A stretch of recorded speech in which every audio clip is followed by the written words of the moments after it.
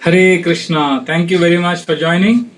And today's topic is how boredom helps in spiritual life. So, anybody ever has got bored while chanting japa, feeling, bus, there's nothing I feel like doing. Now, today I'm going to share with you how this boring japa is actually trying to tell you something. And whenever we are bored in Krishna consciousness, there is something sacred that we are being told. There is some hidden gift which is waiting behind the struggle that we are going through. And that is what we are going to explore today. So, I want to discuss two topics on how boredom is good for us and how it can help us. And secondly, if you have time, I also want to share my own story. And even if I can't share, my story is not so important. But the principles and topic regarding this is very important. So, let us not deny this. Devotees do get bored. And what actually it means. What happens when we chant. So, sometimes devotees say, Prabhu, I don't have anything to do in life. Then we say, okay, then do some seva. When we have nothing to do, that is not boredom. Boredom is when there are many things to do, but we don't feel like doing anything. Means we just can't kick our bottom to get moving. Or let us say you are doing many things or you are doing something, but you're not feeling satisfaction in anything. Nothing in Krishna consciousness is able to capture our attention. And we feel a sense of emptiness or a lack of purpose or restless or unfulfilled. Basically nothing is appealing. And everything seems to be dragging. It seems as if I'm just dragging myself. So boredom happens when there is a big gap between what I wish to experience and what is the reality. I'll repeat. There is a gap between what I wish to experience and between what actually is the reality. What should be and what is. These two are two different things. So I'll tell you how it works. So what is our wish? What should be the ideal? What is it that we are seeking? We want to experience Krishna's love. And what is the reality? Reality is Krishna is very far away. So we have heard so much in classes that we should make Krishna happy and Krishna will give us Krishna Prem. Now the reality is I don't have Krishna Prem. The reality is I'm attracted to material life. So the gap between what I should be experiencing and what I am experiencing, this gap is very frustrating. This gap is very obvious. And therefore, spiritual activities become boring. I'll give an example. You are hearing a lecture, hopefully not this one, where you get very, very bored. Let's say the class is very slow and the speaker is repeating the same point. So the reality is the class is slow, repetitive. That is the reality, okay? But what is the desire in the heart? The desire is we want to be entertained. We want to be energized. We want to be engaged. So the gap between these two creates a kind of boredom. Because we want something stimulating. We are not getting it. Like for example, I don't know if you experience, I think you all experience hunger, for example. So hunger is what? Hunger is a gap between, let's say the current state is the stomach is empty. And I'm really, really wanting some food. The desired state is I want food, I want satisfaction. But the reality is there is nothing in the stomach. So that gap is hunger. Similarly, there is a current state mentally which is unstimulating, which is like I'm hungry for some action, some feeling, some excitement. But that is the desired state. I want some interesting thing happening, some meaningful, some engagement. But the reality is my life is very, very unstimulated. See, remember, very, very important thing. Boredom doesn't mean you are not active, you are not alert. So you are bored means you are very alert. You want to do something, but you can't find anything that feels satisfying or meaningful.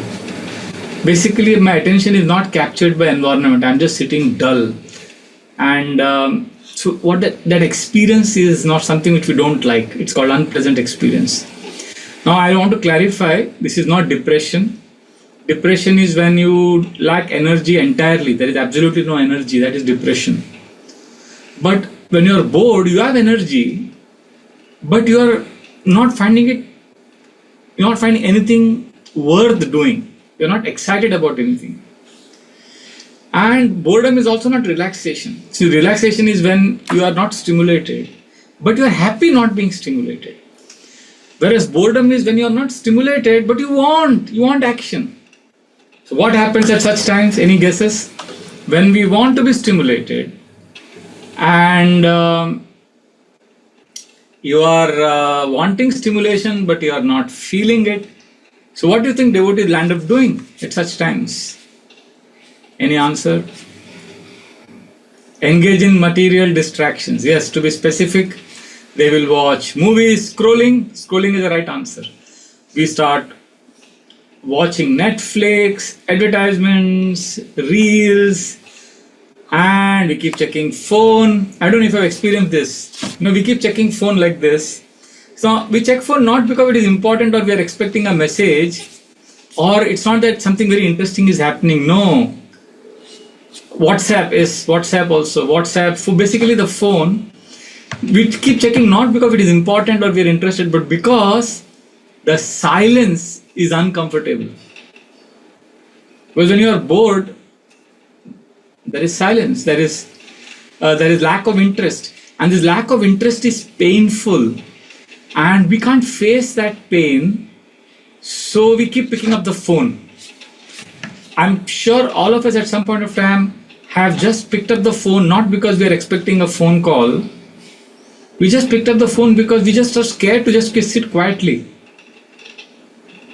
Now I want to ask you, or I want to share with you, is this bad? No. See, movies, YouTube, this will not help, but boredom is not bad. See, boredom is actually very good. I'll tell you how. Movies, YouTube, Reels, Netflix, see what they do is, they give instant dopamine, right? So what happens? Bhakti activities appear dull because Krishna consciousness is not meant for giving us a stimulation, right? Krishna consciousness is not for giving us a dopamine kick. See, if there is stimulation and there is satisfaction, and we have two things in front of us, phone and the bead bag. So if you want stimulation, which one will you pick up? Phone or the bead bag? The phone, any day. If you want satisfaction, then I remember asking this question in Dallas last year in the Japa retreat, Japa workshop. I asked, if you want to be stimulated, what will you pick up? And one lady said, the bead bag. I get excited chanting. She is an exception. I think for most of us, for satisfaction we will take bead bag, for stimulation we will take phone. So what happens? Bhakti activities doesn't give stimulation. It gives satisfaction. And for satisfaction, one of the most important ingredients or important prerequisites for satisfaction is austerity, tapasya. Bhagavad Gita calls for us to perform tapasya, austerities. Only then we can experience sustained satisfaction, contentment. Because satisfaction, happiness is not cheap. So we need to know that. Now what happens? If you are spending too much time on electronic gadgets, then boredom is also natural.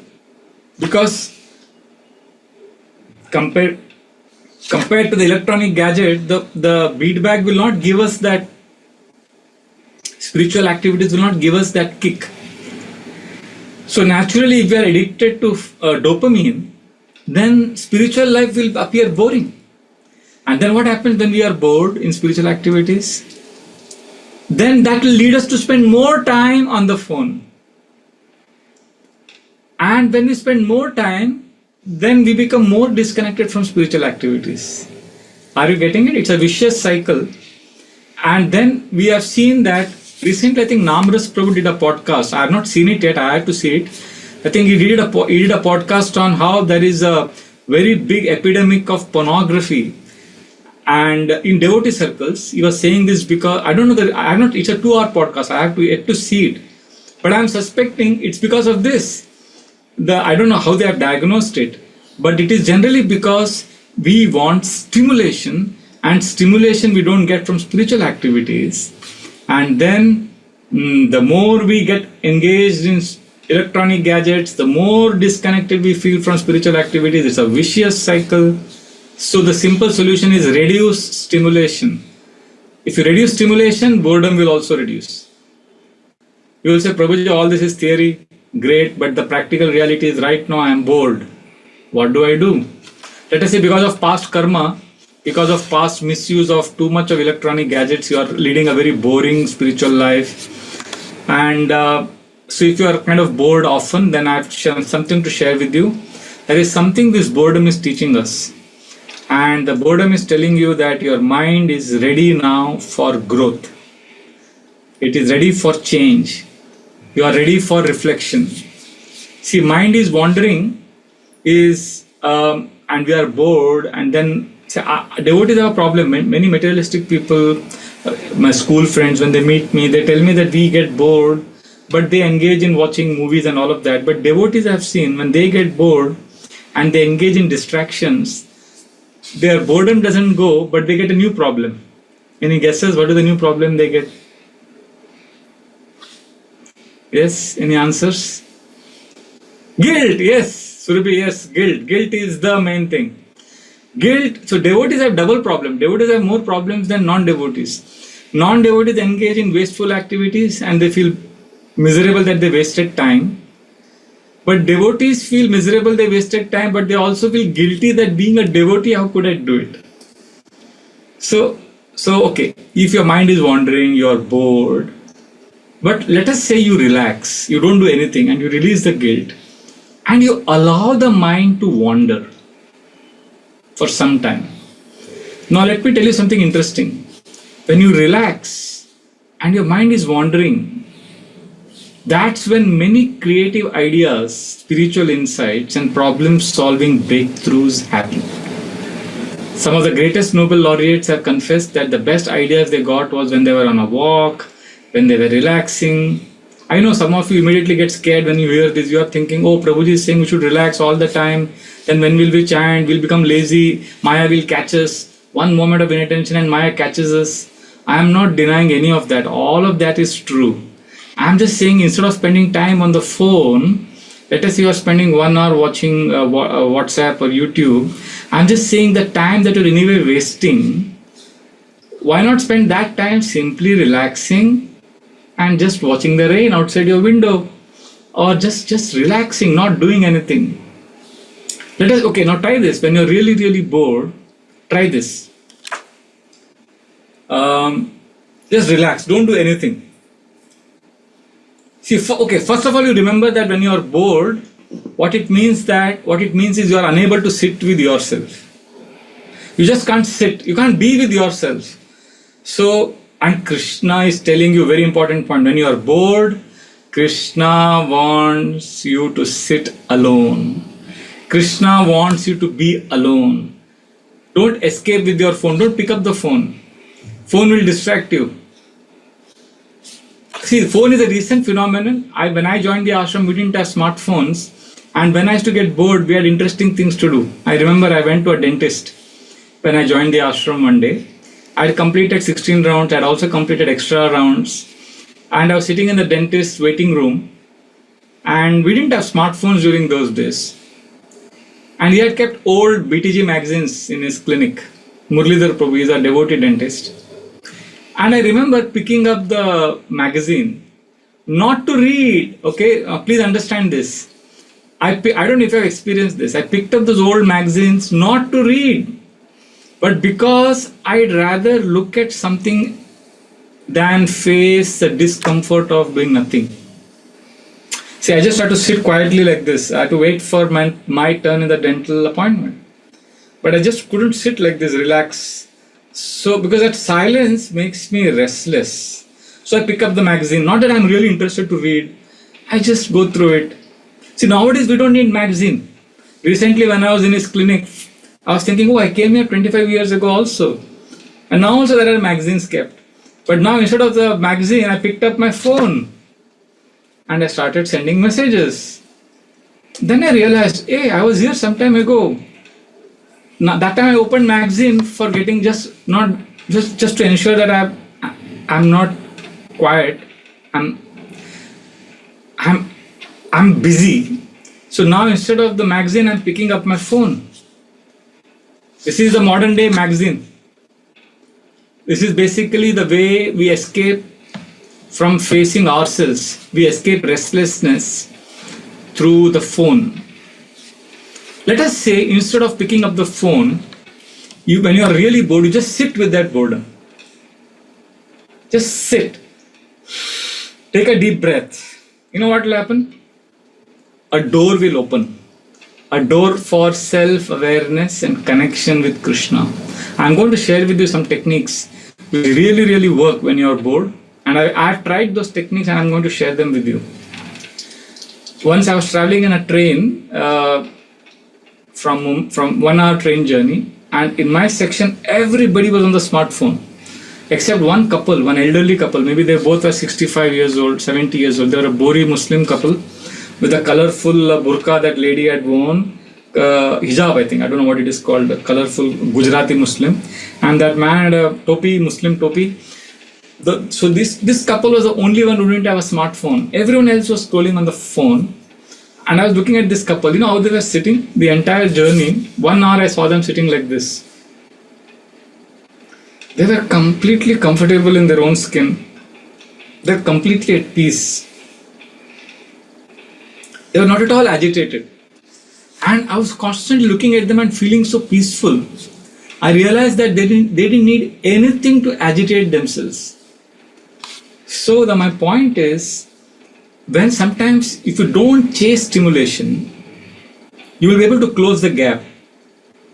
Basically what we need to do is, you close the gap between what you want and where you are, not by doing something, but by learning to accept and enrich the present moment. Then you will see that the boredom becomes peaceful and also it improves creativity. Okay, so let's get into the practical aspects of this. So when you have something important work to do, take the phone definitely.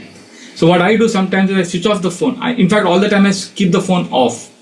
So if when I'm writing an article and suddenly want to be distracted, like I write sometimes 4 hours, 5 hours non-stop. But sometimes when I get distracted, I pick up the phone. I don't even realize I'm picking up the phone. And then I see, but nothing comes. Then I realize, oh, the phone is off. Now to switch the phone on, it takes an endeavor. And in that process, I realize there is a reason why the phone is off. And that awareness again helps me keep the phone back in its place. So I realize that many times we check the phone not because there is a need, but because we want to avoid the discomfort of silence. In spiritual practices, many devotees experience something similar during japa. The beats feel very dry and the mind wants to escape. Maybe we want to do some seva, maybe we want to make a phone call, maybe we want to preach. But you know what? The deeper truth is the silence that you experience in japa, that vacuum, that boredom that you experience is not empty. It is a still, quiet lake. You know the heart? The heart is like a lake. So what happens in a lake? When the lake is peaceful, all the dust settles down. And then the reflection of the moon can be seen in the lake. So, if there is a pond with lot of muddy, it's like a lot of mud is there because you're constantly throwing stones. A lot of mud is there. So it's not able to reflect the moon. Similarly, our heart is like a lake. We are constantly putting distractions, from morning to night distractions, phone calls, constantly watching something on the TV, YouTube. So what is happening is, It is like the lake. The heart is like a lake which is constantly, there are many layers which are all jumbled up, which is all mud is coming up. But when you settle it down, when you don't agitate yourself, when you don't stimulate yourself, then the lake like heart, the heart which is like a lake, becomes still. And then we can see the reflection of Krishna. Krishna appears in the heart when we are not agitated, when we are not stimulated. So if you keep chanting when you are bored, although you don't feel like chanting, that means you are settling down the lake. So you are staying with the silence. When you stay with the silence, you are allowing the moon, which is Krishna in this example, you are allowing Krishna's name or the moon to shine. Therefore, boredom is very important. Now today I know some devotees are chanting 192 rounds. I know one brahmachari and a few other boys, they are sitting together to chant. So I told them, they asked me my suggestions or some words. I said, please don't chant in a mood of achievement. Chant, you will feel bored. Don't fight that boredom. Don't just be with that and allow the mind to relax. Because boredom is the gap between what is and what I wish. See, in ordinary life, you want something, you want excitement and you don't get it, you become restless. In spiritual life, when you are unexcited but you want excitement and you're bored, that is very precious because it is increasing the hunger for absolute. So the reality during japa is the mind is wandering. And what is the wish we have during japa? We want complete absorption in Krishna. Look at the gap. The gap is, I want full absorption in Krishna, I want to feel loved by Krishna. But the reality is I don't feel any taste. So this is the birthplace of longing. What the gopis experience, viraha, vipralamba, all that will happen because this is the birthplace. So the gopis felt unseparable, unbearable separation from Krishna. And that gap between reality, that wanting Krishna was the reality, the desire was wanting Krishna, but reality was Krishna was not there. So instead of escaping that gap, what they did, they transformed it into songs. So we have Gopi Geet, they started crying and they started surrendering. So this longing made their devotion perfect. So next time when you go through boredom, you can think that this is a chance for you to be like the gopis of Vrindavan. Because now Krishna is removing that, Krishna is removing the stimulation, Krishna is removed, what you really want, you're not getting.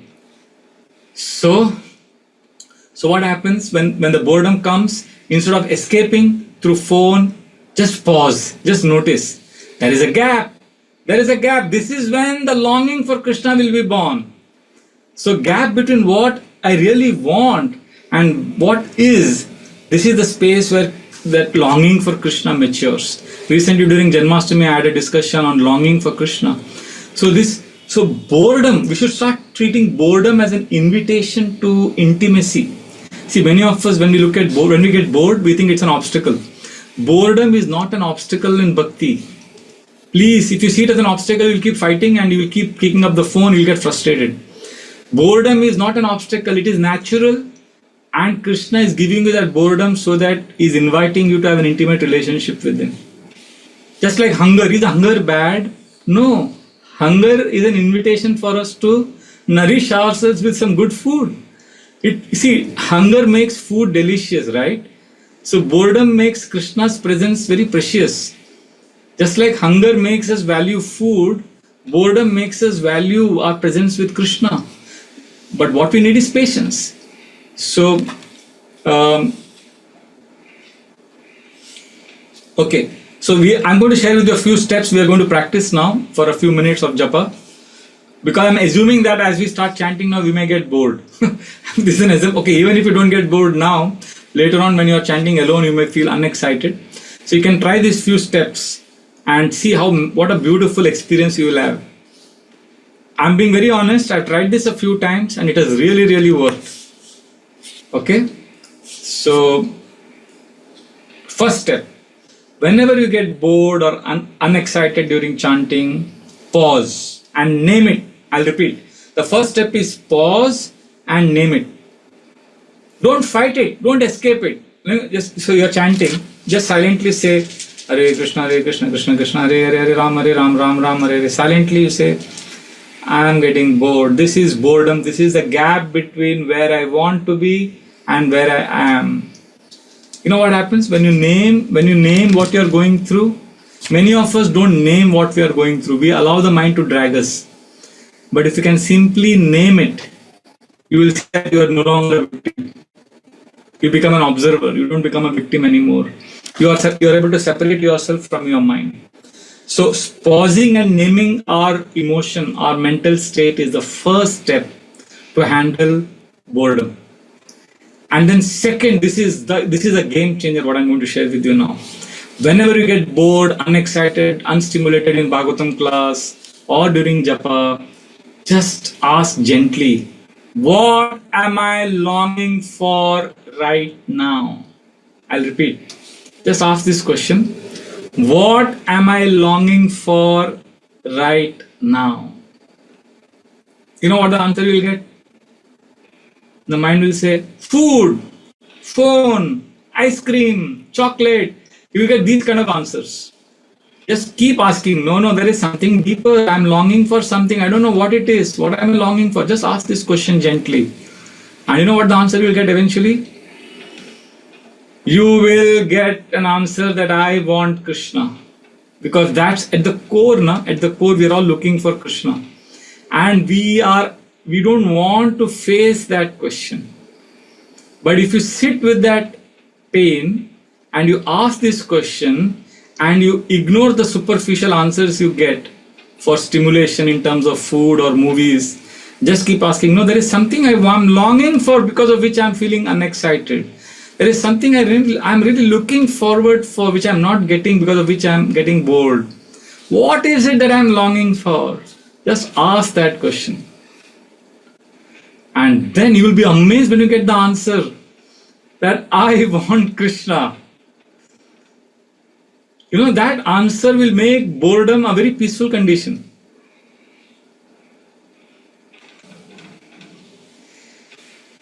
And then immediately we should follow it with the third step. What is the first step? Okay, before we go to the third step, what is the first step? Pause and just pause and name what you are going through. Just name that emotion. Right? When you pause and name it, then the boredom is punctured because you are not a victim anymore, you are an observer. Okay? Second step is gently ask, what am I longing for? And the second step, don't be satisfied by a answer that asks for stimulation. Because you are not, when you are chanting and if you are getting bored, remember, it's not that you are looking for ice cream or chocolate or YouTube or Netflix. If you are bored while chanting, that means you are wanting love of Krishna, but because you are not getting it, you are getting bored. So just ask yourself, what am I longing for? Just be with that question. And let that answer arise from your heart that I want Krishna. This is not an intellectual exercise. You need to pause and ask this question. And when you get that answer, close your eyes and say, the third step, offer that gap, offer that boredom to Krishna. Krishna, I'm empty, I'm bored, I'm empty in my heart. Krishna, please fill it as you wish. Instead of picking up the phone or grabbing a chocolate, just let the gap become an offering. So I don't know if you've heard a lot of lectures on surrender to Krishna. The simplest form of surrender is this. When we can offer the gap, when we can offer our boredom to Krishna. So this is the third step. First step is pause and name your state of mind. Second is ask a question very gently, what's happening. And third, offer that gap to Krishna. Offer that boredom to Krishna, offer that emptiness to Krishna. And then the fourth, very important step, practice some micro techniques which I do, like breathing or relaxing. Like close your eyes, inhale and exhale, take few deep breaths, synchronize with the holy name. Just relax and just like, I don't know if I've seen many times small children. I see sometimes in the temple or mothers with their small babies. The mothers, they're tugging at the cloth of the mother. Sometimes the parents are talking to me. The child is tugging at the cloth and the mother is like holding the child. She's talking to us. She's talking to me, and the child is restless. So treat your boredom like a child who is just pulling you, and you say, it's okay, just sit with Krishna. Let us be with Krishna now. Let us be with Krishna. So this is a micro technique, just breathing, relaxing, just being with that pain. That is the fourth step. And finally, the fifth is most important. Offer a prayer of gratitude. Thank you, Krishna, because this boredom, this reminds me that I belong to you. Thank you for this. Boredom is a reminder that we belong to Krishna. So what happens? These are all psychological tricks. Boredom will no longer be a failure. Boredom will be a training for deeper longing for Krishna. So these are the 5 steps we are going to practice now as we are going to chant. So the 5 things is, first is, if you get bored, if you get distracted and unstimulated during chanting, we will just pause and name it, that I am right now bored, I am not excited. And we will name it, and then gently we'll ask a question, what am I longing for, and wait for that answer to come, that I want Krishna. And that answer is very satisfying actually. That makes us peaceful even though we are bored. And once these 2 steps are done, and then the 3rd step is offer, at that time offering to Krishna becomes easy.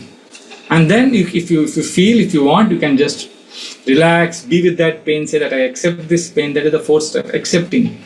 Just breathing, just being there. And the last is offering a prayer of gratitude.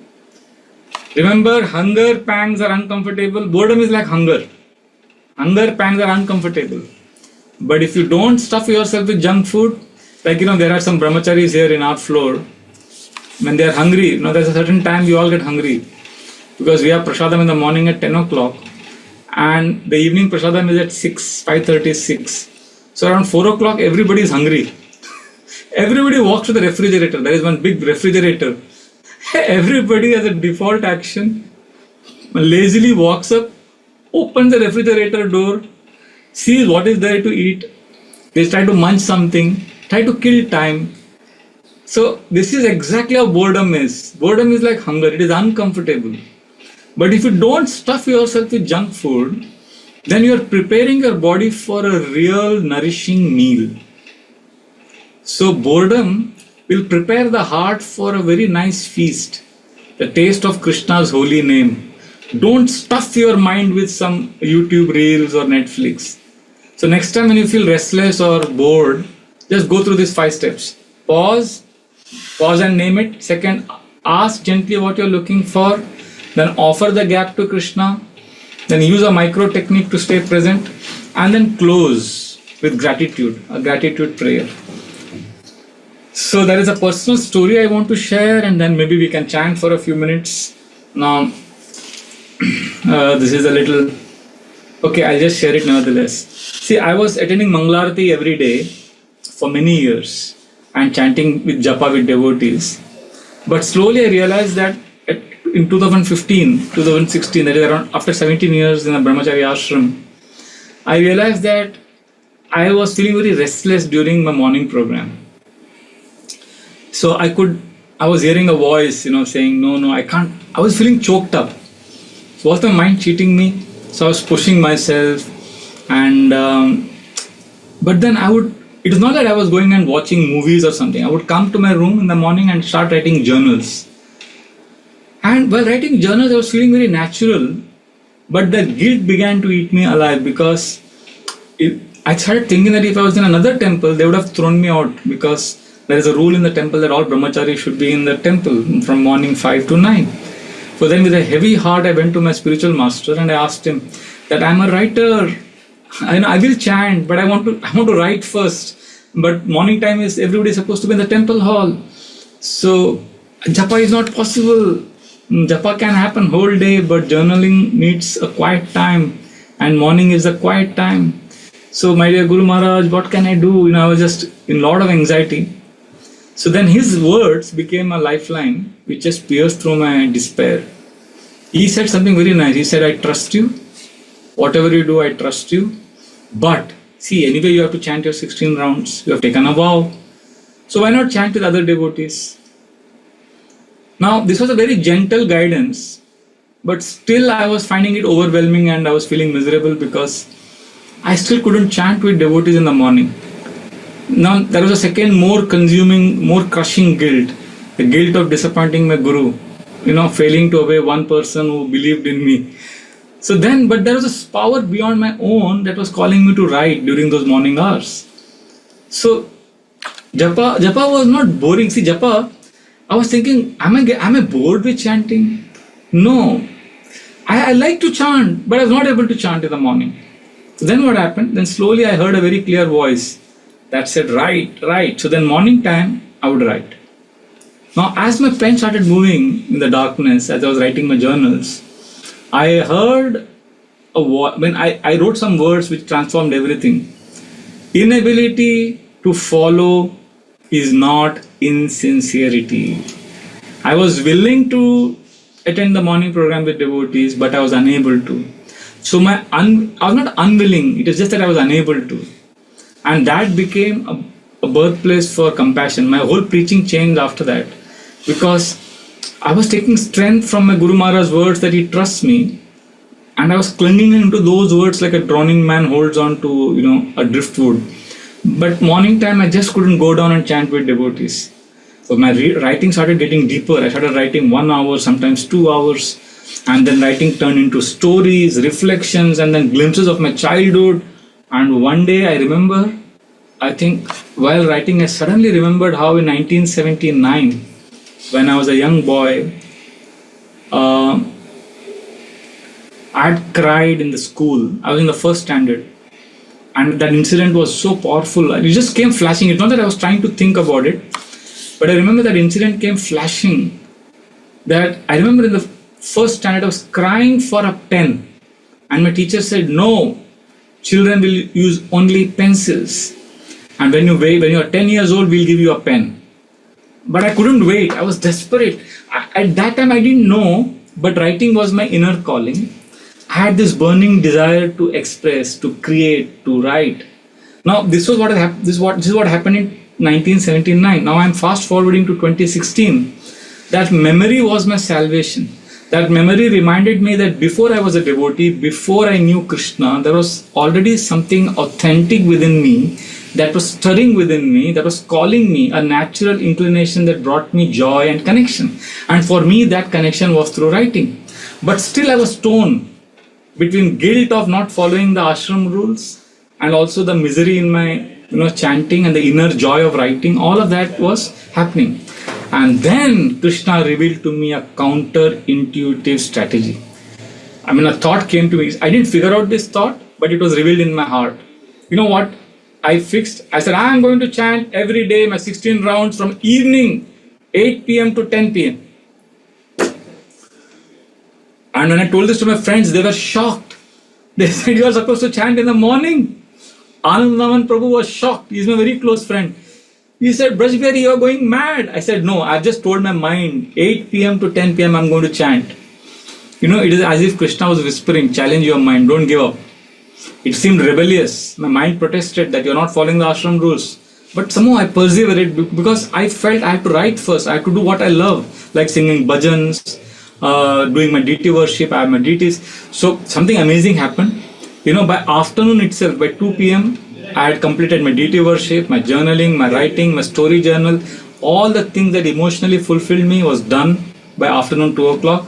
And then when I sat for japa, I was amazed. I felt peaceful. For the first time, I felt sheltered by the holy names instead of being burdened by the holy names. See, previously when I would reach out to devotees for help because of the guilt in my japa, they would give me empty consolations. They would tell me, Prabhu, japa is a burden. No, it's a happy burden. Continue to chant. Even if you feel it's a burden, just keep chanting because it's a burden of love, like a mother carrying a precious child. I said, but my heart was rebelling against that simplistic answer because many mothers suffer from postpartum depression. I protested with very lot of frustration that carrying a child is not blissful. It is not easy to chant in the morning when your soul is feeling dead inside. But they said, no, you have to chant in the morning itself. There is no other way. So their answers never satisfied me and that ache was within me. But I continued writing. What happened? Their advice was well-meaning, good intention. But I felt inadequate because japa was not my shelter.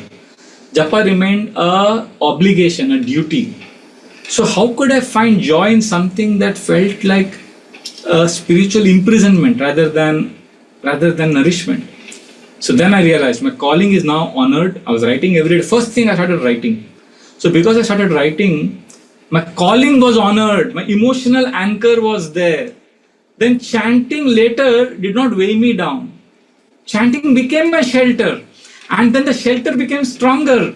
Then slowly I started chanting in the morning with devotees. And today, 2025 August, I complete my rounds seamlessly in the morning hours. Today also before 8 o'clock in the morning, my japa was done. So now my schedule is I sleep at 7:30, 8 in the night, get up by 2, complete my journaling by Mangalarati. So it's all happening naturally because I got my shelter. So, and you know what is the most amazing thing? One young boy told me recently, Prabhuji, I'm so inspired to see you chanting in the morning. I feel inspired. Now here is a very, very dramatic thing that happened. He said, Prabhu, but I can't get up early in the morning. What should I do? I said, no, morning chanting is the most important. You should get up in the morning and chant first thing. And later I realized, what did I tell him? I was being a fanatic preacher.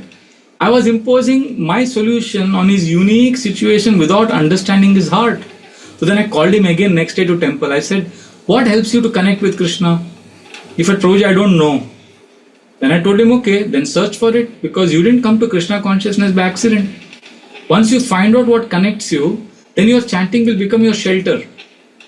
And that's when I realized that I must preach not with fanaticism but with compassion.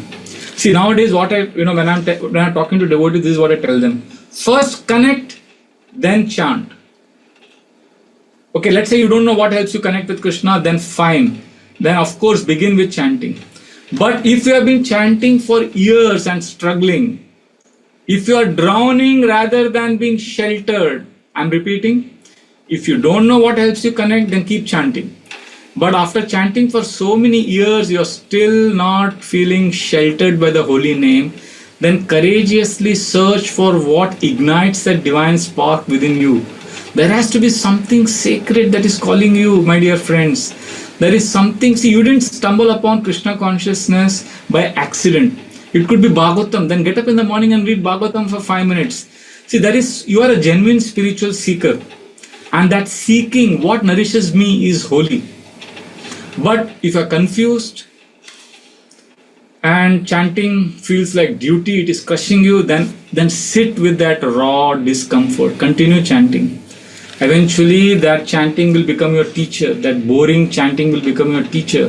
It will reveal exactly what is lacking in your life, what is missing in your emotional, spiritual landscape. And then when you discover your calling, I'm assuming, I'm hoping it is dharmic. See, it has to be in the lines of dharma. Then your chanting will miraculously shift. Like what? Now, there was a time when chanting was heavy for me. Today I find shelter in chanting. And now chanting has become my number one priority. Although I get up in the morning and I write my journals. See, it's like, I don't know if I've met such young unmarried men in ISKCON. I find a lot of such men who are irritable, restless, spiritually hungry, but because emotionally they're starved. They're not in a stable ashram. So I've seen young men when they get married, there is a kind of an emotional sanctuary. Then suddenly the grahastha ashram life and the bhakti, they begin to make perfect sense. So the principle remains unchanged even for us. So when we have emotional shelter, when we have psychological shelter, then spiritual practices transform and they give nourishment. So of course, bhakti is not dependent on anything, it is independent. But we have to arrange our lives in such a way that we can be happy, we can chant happily. Now, for many of you here who are attending this, I see that there are over 100 participants in today's ABC session. I want to request you, if you don't know, if you're not the introspective kind, you don't know what helps you connect, it's okay. Then I offer you this strategy. First thing, as soon as you get up, start chanting. You won't get ecstasy, but you will get bored and maybe irritated, but continue chanting.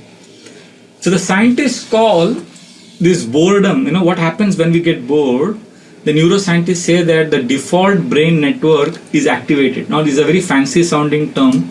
Don't get scared. It's a simple thing. There is this thing in the brain which starts getting activated when we get bored, which starts asking existential questions. Existential questions start coming in the mind. Who am I? What am I doing in Hare Krishna? Why am I chanting? These kind of uncomfortable questions start coming up. Now, when these questions come, that's when the churning is happening. And you will know.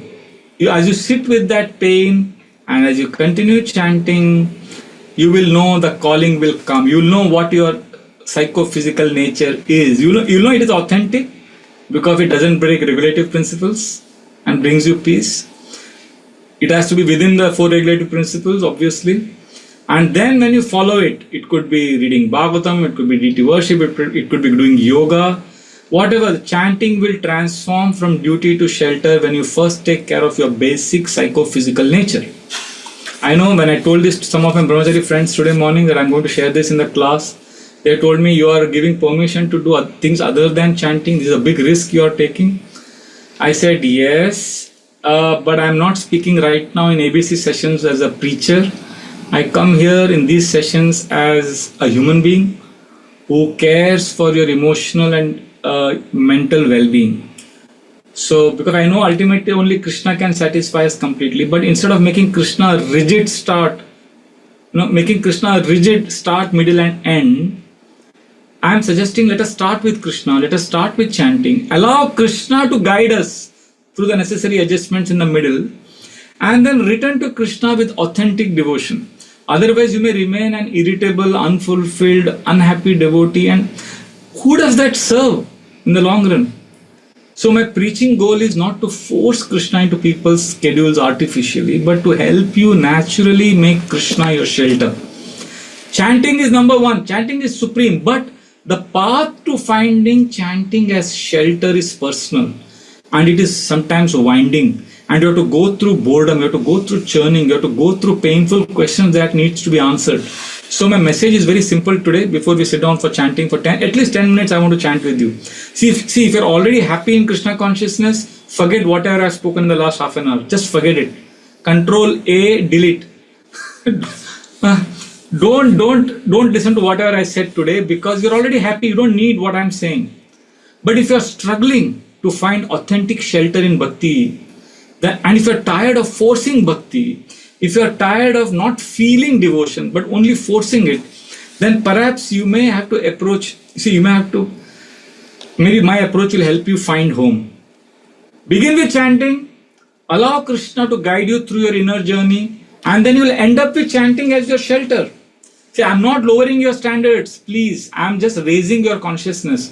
See, it's about finding our authentic doorway through which Krishna consciousness can naturally flood our heart and it can transform our lives. So I'm convinced holy names are waiting to give you shelter, but they're not waiting to burden you. Holy name is supposed to give us shelter. We need to trust the process. You have to trust your heart, and most importantly, trust that Krishna is seeing your sincerity even when your methods don't match conventional expectations. So this is my request. Yes, sometimes chanting may be boring, but just continue chanting. Allow Krishna to reveal to you. So today we are going to chant now. It is 5:23 in my watch, 5:23 p.m. We'll chant for the next 15 minutes. And we're going to follow 5 steps. Remember, if you feel bored, I hope all of you remember, I think you must have forgotten also, it's okay. First, pause and name it if you feel bored. Second, ask a question, what is it that you're longing for because of which you're feeling bored? And wait till you get the answer that you're longing for Krishna. And once you get that answer, offer that gap to Krishna. Then use a micro technique like breathing, relaxing, or accepting what is happening. And then finally end with gratitude. Thank Krishna for revealing to you the pain, the inadequacy. And like this we will chant for 15 minutes and then I'll come back and we'll have some more discussions. Thank you very much. Let us start now. Hare Krishna. Hare Krishna, Hare Krishna, Krishna. Hare Krishna, Hare Krishna, Krishna.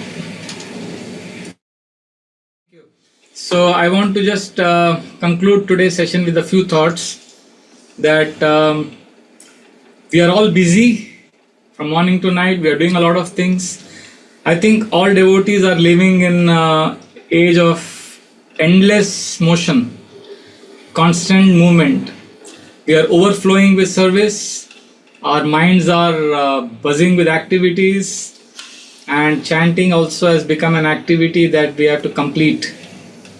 Unfortunately, this is our situation, and we have to do it efficiently. But today I am proposing that the constant busy life that we are leading may be actually preventing us from experiencing that very Krishna consciousness that we are seeking so earnestly. So the sequence is like this. First we chant, then purification happens. So purification will lead to clarity of thought, and that clarity leads to Krishna consciousness beginning to shine in the heart. So the journey from darkness to light is not in an instant. How does the sun come in the morning?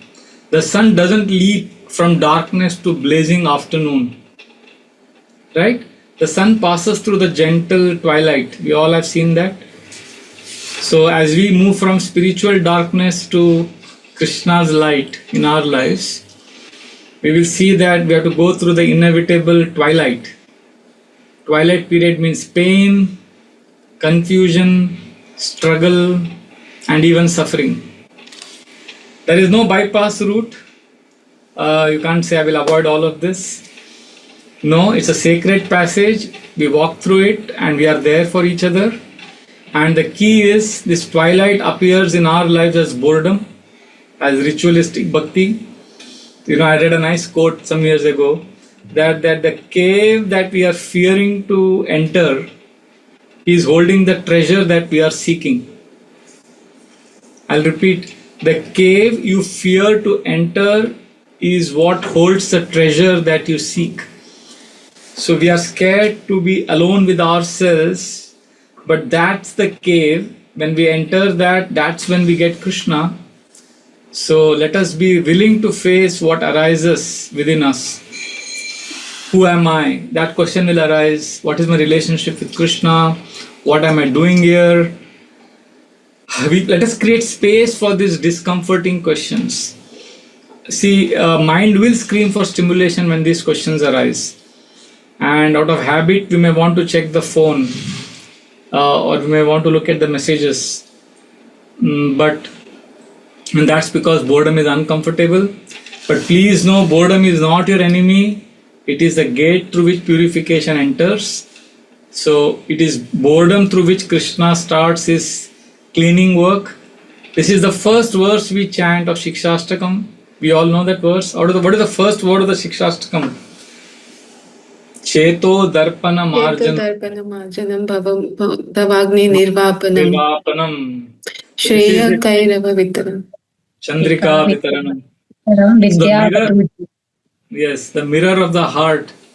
The mirror of the heart is getting cleansed. Cheto darpana marjanam. We see both sides of ourselves. When cleaning means we are able to see the good side and also the dark side. We see our strengths, we see our weaknesses, we see our hopes, we see our disappointments. But unfortunately, we are devotees, we only look at the positive side. We only look at our achievements, our service. No. The hidden pain, our inadequacies, we keep denying, we keep busying ourselves. No, we have to face it. And when we chant, even when we are not excited, see, ISKCON provides answers to all the questions, but chanting is different. Chanting is surgery. And, in the surgery happens in the form of questions that arise in the heart. If you're alone with the holy name, you won't get answers, you will get questions. If you attend Bhagavatam class, you'll get answers to all your questions. You ask questions in the class. We like to ask questions in class because we get immediate answers. But we don't want to face questions when we are chanting. Chanting is when questions start getting revealed to us.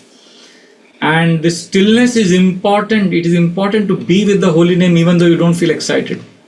See, when Hare Krishna, when Braj Bihari Das is saying, ki relax, be alone, it's okay to be bored, We think Prabhuji is, we may think that, oh, this is deviation or this doesn't make sense. But when the most successful people in the world talk about it, then you start waking up.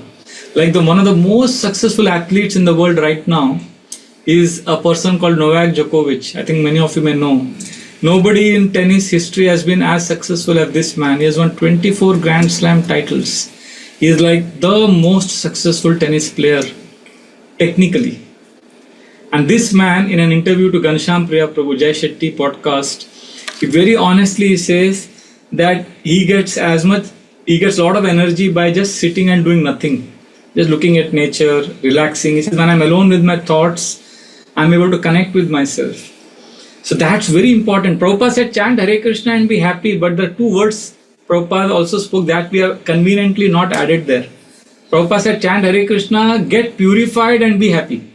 We don't quote Prabhupada saying that. Prabhupada has said many times, chant Hare Krishna and get purified. Because that purification means it's dust getting, see, when the dust starts getting cleansed, it doesn't feel nice.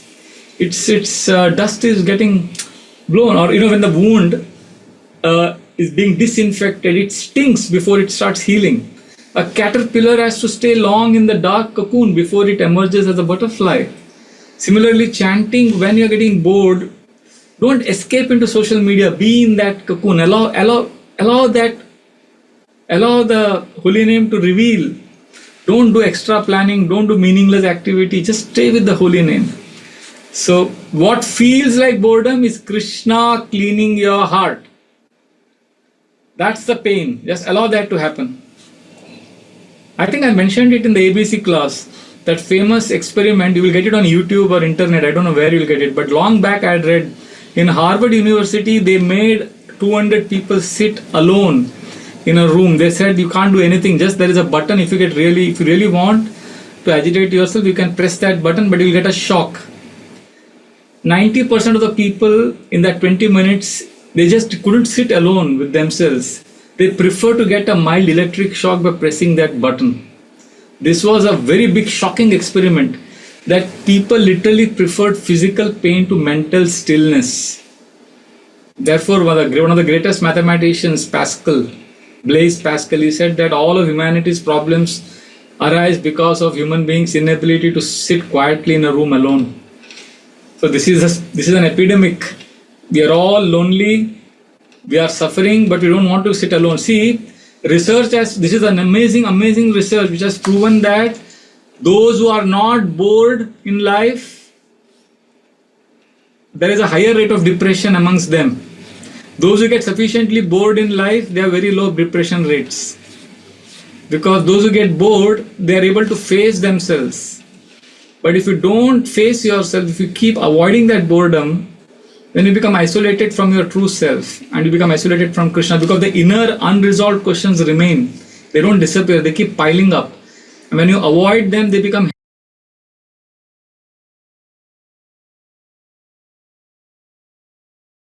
Hari Bol, Hare Krishna. Prabhuji, I think you've gone on mute. Can you hear me now? I don't know what the last thing you heard, Survi. Yes, we can hear you now. We can hear Yes, we can hear. Yeah. Guruji, boredom, you were saying like over stillness. No?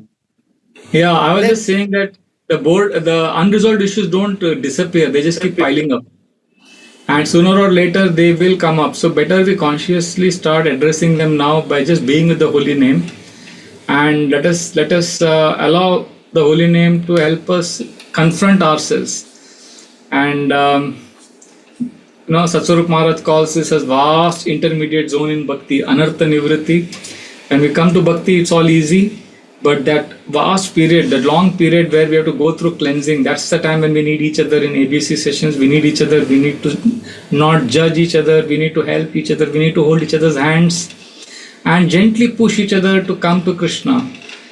So therefore, don't rush to your phone when you get bored. Just stay with the discomfort. Allow that frustration to arise and observe yourself with compassion. Just witness your boredom. Allow Krishna to do this gentle surgery. All the layers are being removed of the false ego. So therefore, the time is now. Let us embrace this sacred art of boredom. Create space in your spiritual life. So it's not a problem to be solved. It's a gateway that will open up. Krishna will enter. So just relax, be happy, spend some time with yourself, lead a balanced life, and improve your awareness and stay connected to Krishna and yourself. Hare Krishna. Thank you very much. Srila Prabhupada ki jai. Thank you so much, Prabhu, for being authentic with us. And honestly, now I think the burden of responsibility is on us to make sure that we take this advice responsibly, to not lower our standards, but to connect with Krishna authentically and to take deeper shelter of the holy names. So thank you so much. I think, can we take question and answers Yes. for 10 minutes? We have 10 minutes of question answers we can have. All right. So we'll start with Mahalila Madhvi Mataji. Okay.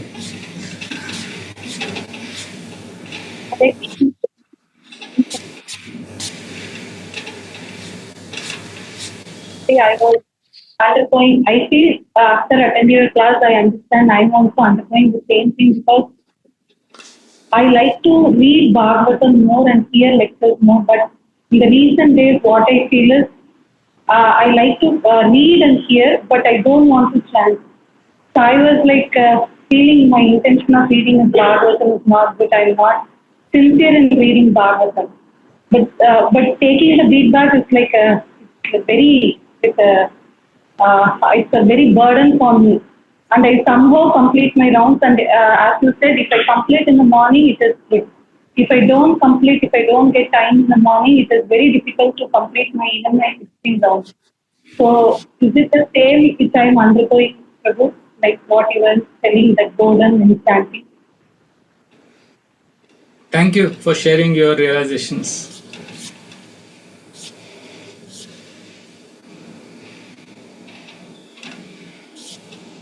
Prabhuji, I think she wants to ask that is this the same thing that she is going through, like through your journey? It's the same thing. It's just that, as I said in the class, don't misunderstand me. Chanting is the most important. I'm just saying that nourish yourself first, be emotionally anchored, and then chant. Do chant.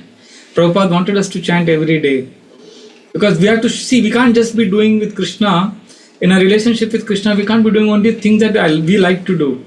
When you love someone, you do things that you like to do, and you also do the things that your lover likes you to do. A relationship is two ways. We can't be only offering Krishna what we like. We should also offer Krishna what Krishna likes.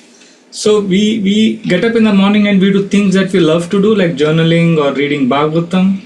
But we also should offer with the sincerity what Krishna wants us to offer. That's why we chant also attentively.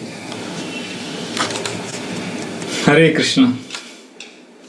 Mahasundari Mataji. Yes.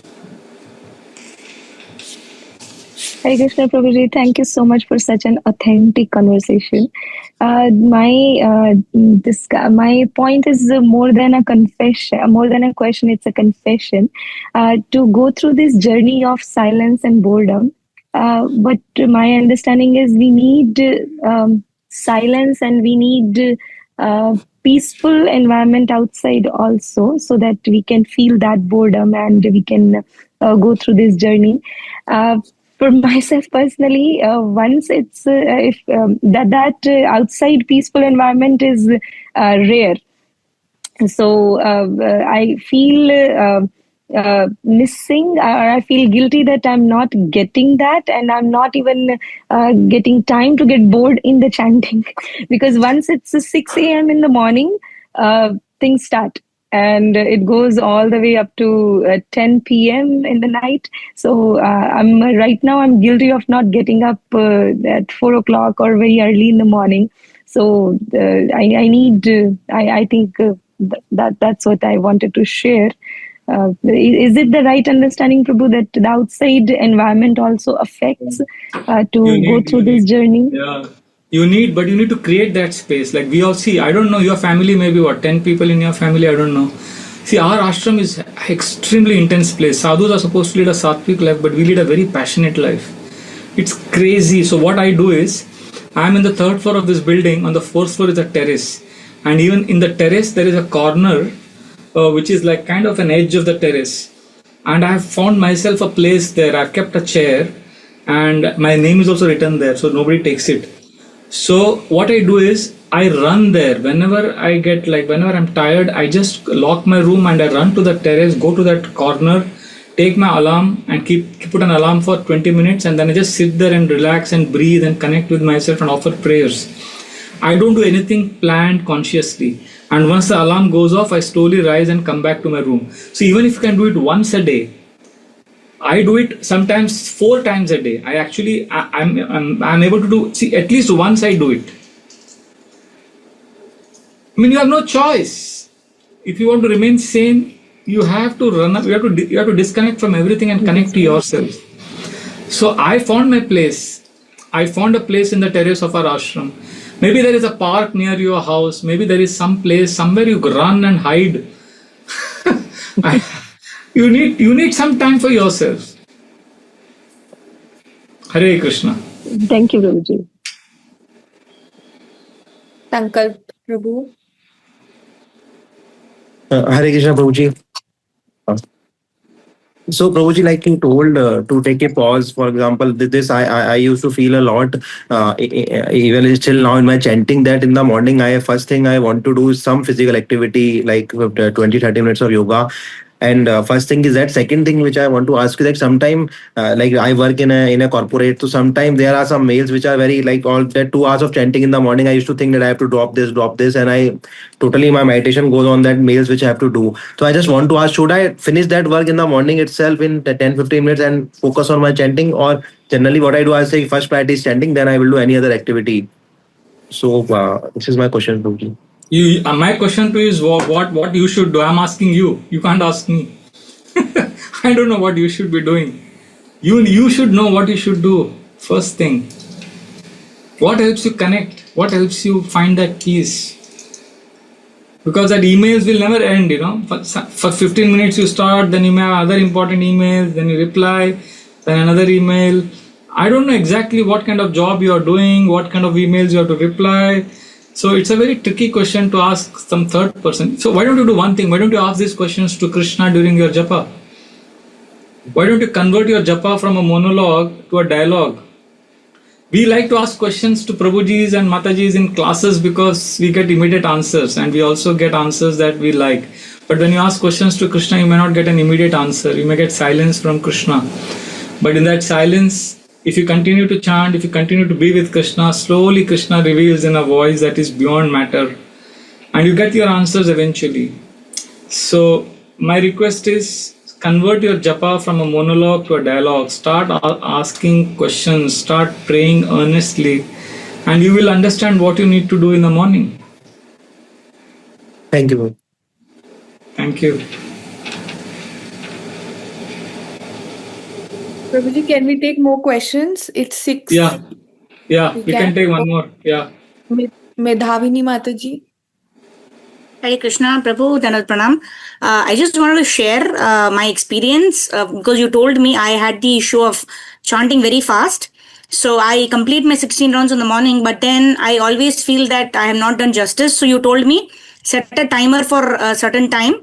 So what I do now is I set up a timer for 20 minutes to 30 minutes, depending on the time that I have. And although the goal is to slow down and also to chant in a soft voice. Generally, I'm loud and fast, and that you always say is the talk of the mind. When we connect to Krishna, we have to be slow and we have to become more sattvic. So I find myself very passionate. But at least now, what I do is when I put the timer for 30 minutes, I still chant fast. But I'm a little satisfied now that I'm doing extra rounds for Krishna. So is that okay, Prabhu? Because I still chant very fast. Because sometimes in half an hour I complete almost 4 to 5 rounds. Although my intention is not to complete more rounds. So I don't know, Prabhu. Am I on the right track? Should I just continue this practice? You are on the right track. Okay, Prabhu. Thank you so much. Hare Krishna. Dhanad Pranam, Prabhu. Thank you. We can take one more question, Surabhiji. Prabhuji, there's this question in the chat by Kartik Prabhu. He is asking, is distraction in chanting also boredom? Bhaktivinoda Thakur says it's vikshepa, which means there are 3 kinds of problems that happen. See, the mind has different stages. Mind, according to Patanjali Muni's Yoga Sutras, at the lowest stage is called Kshipta. The mind is restless, constantly jumping here and there. So I don't know. See, what did I define boredom as? Boredom is a state when you are not excited to do the activity. So you are distracted. And are you? See, if you're getting me technically on this subject, I'm not able to answer right now. But the idea behind boredom is you have the holy name with you, but you're not excited to chant. You're not excited to do anything in bhakti. That is boredom. And generally, that boredom is, to remove that boredom, we get distracted. We start watching phone. So if you avoid the distractions and if you sit alone, then you may get bored. To avoid boredom, we get distracted. But if you avoid the distractions and just stay with the boredom, that's when all the purification happens. So that's how it works. So I wouldn't want to get into the technical part, which comes first, the chicken or the egg. But yes, boredom is something which is when Krishna wants to reveal something to us and we don't feel interested in anything because there's a gap between what we really want and where we are. So that's the time when we need to sit quietly with that boredom. But if you distract yourself, that means the distraction is happening because you don't want to sit with your questions. You don't want to answer your questions. So that's how I see it. Thank you so much, Prabhu. Kartik Prabhu has raised his hand. Yes, Prabhu. Prabhuji, by distraction, I mean when I chant, I see random things. Sometimes my childhood places where I lived, roads. I see roads and those things. So I try to come back as you have suggested. So That's what you do. Mind will give other things. You can't keep worrying about, the mind is saying this, the mind is doing, that's the mind's business. You can't take everything the mind says seriously. That's what the mind is, right? Sometimes you get thoughts of some movies that you have seen, some relationships, some problems. Oh, I got this thought, Prabhuji. No, that's the way it is. That's the mind. Just continue. Just keep doing what needs to be done. Thank you so much. Okay, yeah. Yes. There is this last question if you want to take. I Okay, hope we'll it take is this last not- question. Okay, we'll take Yes, this last yes. question. Sheetal Mataji is saying, Hare Krishna Prabhuji, I begin with enthusiasm, but slowly start feeling bored and distracted, and more often than not, I doze off, and then of course get back after a jolt. But it makes me feel guilty, and many times I procrastinate the chanting. What can be done? Please help. Listen to this clause again.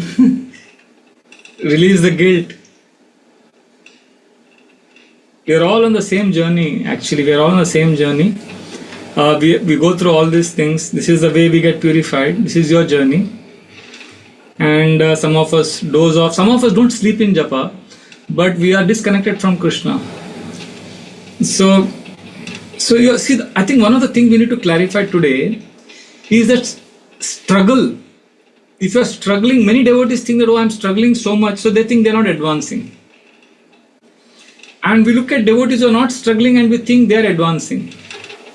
Please know that struggle is not the criteria of advancement. Lack of struggle doesn't mean you're advancing. And struggling doesn't mean you are going down. The criteria for advancement is not lack of struggle. The criteria for advancement is your longing, is your aspiration. So if you are longing, if your heart is in the right place, if you want to improve, you are making advancement. So celebrate that fact. Be happy. So I have one brahmachari who always sleeps in japa, and I hardly sleep in japa in temple. And I'm a big fool if I think I'm more advanced than him, because even though he sleeps in japa, he never gives up chanting. He's always chanting in the temple. And when I feel very sleepy, I give up chanting and go and sleep comfortably. So that means he's willing to struggle. That means he's willing to come to Krishna. He's willing to keep chanting. So he is more advanced. So the lack of struggle doesn't mean you are advanced. It just means what is your longing? What is your heart? So it's okay, you're dozing off, you're coming back. So instead of feeling guilty, be happy that you're coming back to Krishna. You can't come to Krishna being guilty and being miserable. Imagine you were a billionaire, big billionaire, and there are hundreds of servants serving you. Imagine a servant comes to you always with some milk or some tea, and then that servant is always crying and miserable. What would you tell that servant? Get lost, go and become happy first, serve me later, first be happy. So Krishna is also like that, Krishna has hundreds, millions of servants. We are serving Krishna, but if we keep going to Krishna always miserable, Krishna will say, you forget serving me, first you become happy. First become peaceful, then serve me. So let us remember our international society it's not international society for guilt consciousness. It's international society for Krishna consciousness. If your guilt is helping you come closer to Krishna, be guilty. If your guilt is making you miserable and taking you far away from Krishna, throw away the guilt. Be happy, smile. If you are serving a billionaire, you will be happy, you will be pleasing him. Be happy and come to Krishna in a happy state. Let Krishna be excited to see you. When we go for deity worship, when you go to Vrindavan, when you go to temples, the pandas, what they tell us in Nandagaon, when you enter the temple hall, what they shout? They tell us, laugh, clap your hands. We are supposed to enter the temple by laughing and clapping hands. We are supposed to say, oh, ha, ha, ha, ha, Nandalal ki jai. We are supposed to laugh and be happy when we come in front of Krishna. When we go in the deity room for dressing deities in the morning, we are supposed to smile and raise our hands, and whatever has happened in the past has happened, but now we are supposed to be happy, cheerful, so that Krishna is happy to see us. So when you're coming to chanting, if you're coming miserable always, that's not the way to serve the most benevolent Lord. Krishna knows what struggles we are going through. Let us be happy as a service to Krishna. Let us offer the best to Krishna. Let us be cheerful. I don't know if this answers your question, but more or less, many of the devotees are struggling with this. We have become addicted to being miserable. That has become our default setting. Let us choose to be happy. Hare Krishna. Thank you so much, Prabhu. Thank you. I'm sure this must have answered the question. And we can end the class. I have few announcements to make, Prabhuji, but if you Can I have... leave now? I want to chant Yes. Panchakalpada prayers. Yes. Panchakalpada rupescha kripa sindhu devacha patitanam pavanebhyo vaishnavebhyo namo namo. Thank you very much. I leave now. And Surabhi, you can continue to make your announcements. And I hope to see all of you again very soon. Thank you very much. Hare Krishna.